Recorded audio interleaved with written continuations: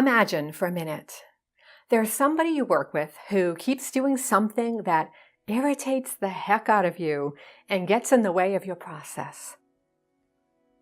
This can be anything like she chomps on crunchy potato chips like nobody's business, or she always leaves crumbs all over the counter in the break room, or she talks too loudly with other colleagues about the latest TV show. When this type of thing happens, are you one who would confront her about this? Or are you one who lets it slide for the sake of not wanting to rock the boat? So, what are our options in cases like this? Well, we can say absolutely nothing. In other words, suffer in silence and continue to have to deal with whatever this person is doing. But what kind of effect would that have on us if we chose that approach? Likely, we'd suffer a lot of bitterness, become extremely unhappy, and eventually make passive-aggressive comments. Or, if we do decide to say something to her, we may approach her in a way that is hostile and off-putting and gets us nowhere. Now, both of us are miserable, and we've created a bad situation that ruins our working relationship, leaves us feeling stressed and boxed into a corner. This outcome sucks. Plain and simple, it wreaks havoc on our future happiness and progress. When we fail to confront a troubling situation, we place ourselves in the danger of acting out of passive-aggressiveness, which could then result in its ugly, ugly partner, a total blow-up that never resolves itself. To be able to clearly communicate your ideas assertively in a way that stabilizes a situation is a skill that is hard to learn, but is completely possible to learn.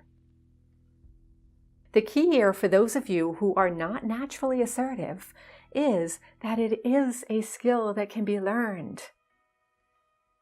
If you don't learn it, the costs can be great to both personal and professional relationships, and problems will continue to build until you take a step to neutralize them.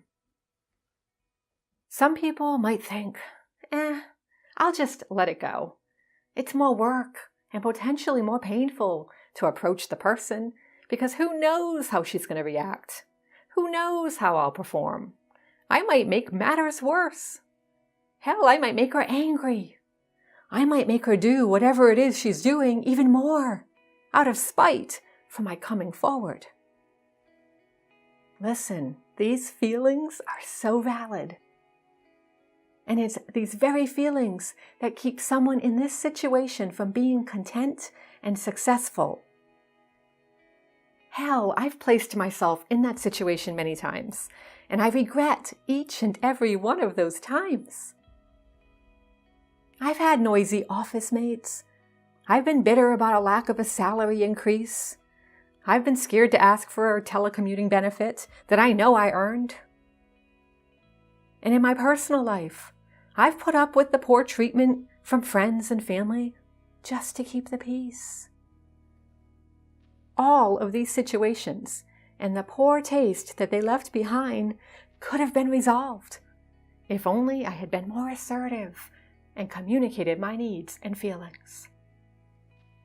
Over time, I have learned to do this through some research and practice. And now I can happily say that I am successful in saying no to things that I don't agree with or don't fit into my priorities. I'm not afraid to say what's on my mind if I feel it's valuable.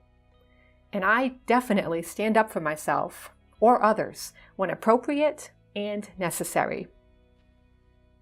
There are ways to approach tough and sticky situations and create a positive outcome. You don't have to be a master negotiator or a smooth talker. You don't have to be perfect with your approach. You simply have to be willing to give it a try, to course correct an uncomfortable situation, and to want to improve things for everyone involved. If you are losing sleep, biting your nails, grinding your teeth, and rolling your eyes over someone's behavior, you are causing yourself potential harm. By mediating the situation, you'll help to improve things. And isn't that worth it? Isn't your happiness worth it? Your success depends on you to say yes here. Many people avoid confrontation because they don't want to appear rude. Assertiveness doesn't equal rudeness. There are ways to respectfully explain your needs in any given situation without being rude or disrespectful. Let's take a look at a few tips on how you can do this. The first tip is to state the problem as you see it from your angle. Do this in a non-aggressive or non-demanding way. Simply state the facts. Communicate what the issue is and how it's affecting you. Often, just alerting someone to a problem is enough to make it stop, because the person may not even have any clue that they were causing an issue.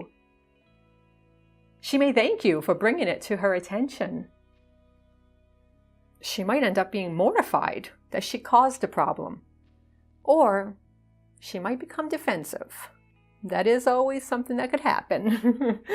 So, that being said, the second tip here is to validate the other person and show empathy. You don't want her getting defensive. I came across an article in Inc. magazine that recommends to try to understand the other person's point of view. Try to listen and avoid interrupting until they are done speaking. When you do this, you open up the door to communication because the person feels heard and validated. A lot of breakdown issues happen because of defensiveness. When someone feels cut off or shut out, they shut down, and nothing can be achieved. So it's critical to keep the lines open by allowing the person to explain her point of view. Even if you don't agree, let her know that you care and that you're willing to listen. Don't go in with your boxing gloves ready to fight. Let her speak. Tell her you understand and empathize, and then reiterate your feelings. Lead the way to a mutually open conversation. The third step is to let her know what your needs are. What are you asking her to do or to stop? State this in a very concise statement. Give her a call to action, something she can do to make the problem better. People thrive when they know what's expected. So what are you expecting? Are you expecting her to stop talking loudly about television shows? Then ask her to do so. If you don't ask her, she'll continue because she has no clue it's a problem for you. And do you really want to spend your days pulling your hair and grinding your teeth to get through her diatribes? If no, then take the assertive approach and steamroll this problem out of existence through a respectful conversation. Be direct and be appropriate. The fourth step is to be straightforward.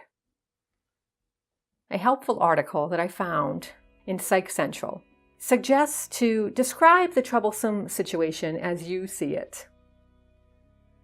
Be very specific about time and actions, and don't make general accusations that start off with, "You're always this," or "You're always doing that."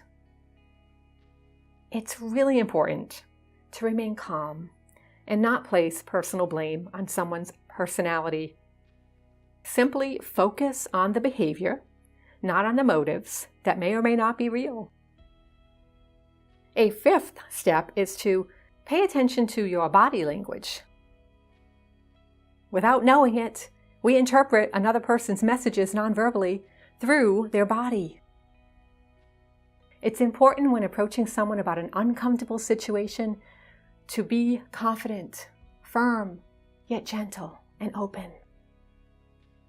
To do this, maintain eye contact, hold your posture upright, use appropriate tone and pace when you speak, and stay relaxed, focusing on your breath to prevent negative emotions from rising.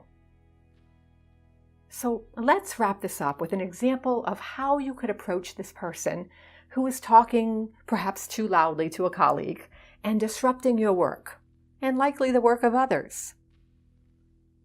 Maybe the conversation might look something like this. Lisa, I know you enjoy discussing television shows with others here. Being in the next cubicle from you, I hear your conversations and I have a hard time concentrating on my work as a result. That puts me behind on my projects. Can you please lower your voice or maybe go to the break room when you want to discuss the television shows with others? I would really appreciate it, and I'm sure others might as well. By stating it like this, you've communicated clearly and concisely the problem. You've done so in a respectful manner, letting her know the facts, your needs, and the expectation. From here, expect that Lisa will do one of two things. She might offer a rebuttal, and this may be done in a defensive manner, or not. She may be surprised and apologetic. Remember to let her speak without interrupting. Let her know you understand her point of view and continue to share your facts and needs in a calm, respectful manner. Being assertive is a way for us to clear the path of obstacles that impede on our growth. It is a way for you to stand up for yourself in a way that promotes your self-respect and gains the respect of others. Learning how to be assertive can be the difference between suffering in silence unreasonably and smoothing out the rough edges to allow for progress to happen. Be the one to speak up. Be the one to claim peace. Be the one to lead by example, using respect and common decency as your guide point. When you do this, you can't go wrong.